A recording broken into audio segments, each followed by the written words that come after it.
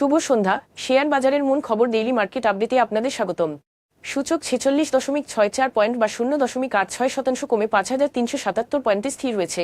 বাজারে লেনদেনের পরিমাণ দাঁড়িয়েছে 787 কোটি টাকা, যা আগের কার্যদিবসের তুলনায় 6.88% বেশি।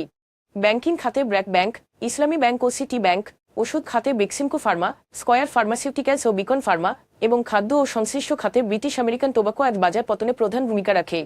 খাতভিত্তিক আয় অনুযায়ী বিমা খাত সর্বোচ্চ 1.82% বৃদ্ধি পেয়েছে, আর ট্যানারি খাত 0.32% বৃদ্ধির মাধ্যমে দ্বিতীয় স্থানে রয়েছে।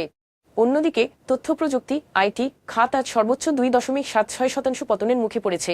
ব্যাংক বহির্ভূত আর্থিক প্রতিষ্ঠান এনবিএফআই খাতের 6টি প্রতিষ্ঠান আজকে শীর্ষ 20 পতনশীল শেয়ারের মধ্যে ছিল। গ্লোবাল ইসলামী ব্যাংক, ফার্স্ট সিকিউরিটি ইসলামী ব্যাংক এবং সেনা ইন্স্যুরেন্স আজকে শীর্ষ মূল্য বৃদ্ধি পাওয়া শেয়ার ছিল। অন্যদিকে Bangladesh industrial finance company, ICB Islami bank ও peoples leasing and finance services শীর্ষ দর পতন হওয়া শেয়ার হিসেবে চিহ্নিত হয়েছে। এসব শেয়ারের ক্ষেত্রে কোনো মূল্য সংবেদনশীল তথ্য প্রকাশিত হয়নি। সোশ্যাল ইসলামী ব্যাংক, প্রগতি ইন্স্যুরেন্স ও সেনা ইন্স্যুরেন্সের লেনদেনের পরিমাণ গত 3 মাসে গড় লেনদেনের তুলনায় উল্লেখযোগ্যভাবে বৃদ্ধি পেয়েছে। তবে উল্লেখিত শেয়ারগুলোর এই লেনদেন বৃদ্ধির পেছনে স্বাভাবিক কোনো কারণ প্রকাশ করা হয়নি। আজকের শীর্ষ দুটি সংবাদ বাংলাদেশ পরিসংখ্যান ব্যুরো বিবিএস এর তথ্য অনুযায়ী সেপ্টেম্বর মাসে পয়েন্ট টু পয়েন্ট ভিত্তিতে দেশের মূল্যস্ফীতি সামান্য বেড়ে দাঁড়িয়েছে 8.36%, যা আগস্টে ছিল 8.29%। তবে এটি গত বছরের একই সময়ের তুলনায় 9.92% কম।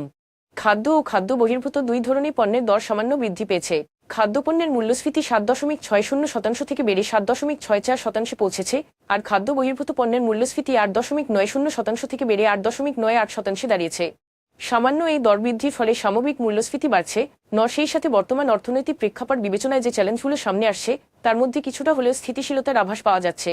বাংলাদেশের জন্য ষষ্ঠ ঋণ কিস্তি অনুমোদনের আগে আন্তর্জাতিক মুদ্রা তহবিল আইএমএফ ব্যবসায়িক প্রতিষ্ঠানের ন্যূনতম কর হার বাড়ানোর সুপারিশ করেছে।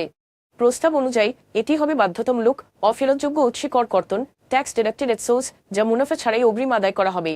তবে দীর্ঘদিন ধরে ব্যবসায়ীরা এই করে বিরোধিতা করে আসছেন, কারণ এই অফেরতযোগ্য কর তাদের প্রকৃত করে বোঝা বাড়িয়ে দেবে, যদিও সরকারি কর হার তুলনামূলক কম। প্রস্তাবটি রাজস্ব সংগ্রহ বৃদ্ধি ও ব্যবসাবান্ধব পরিবেশের ভারসাম্য বজায় রাখতে সহায়তা করবে। আজ এ পর্যন্তই। আগামীকাল আবার আসবো শেয়ার বাজারের নানা আপডেট নিয়ে। ধন্যবাদ।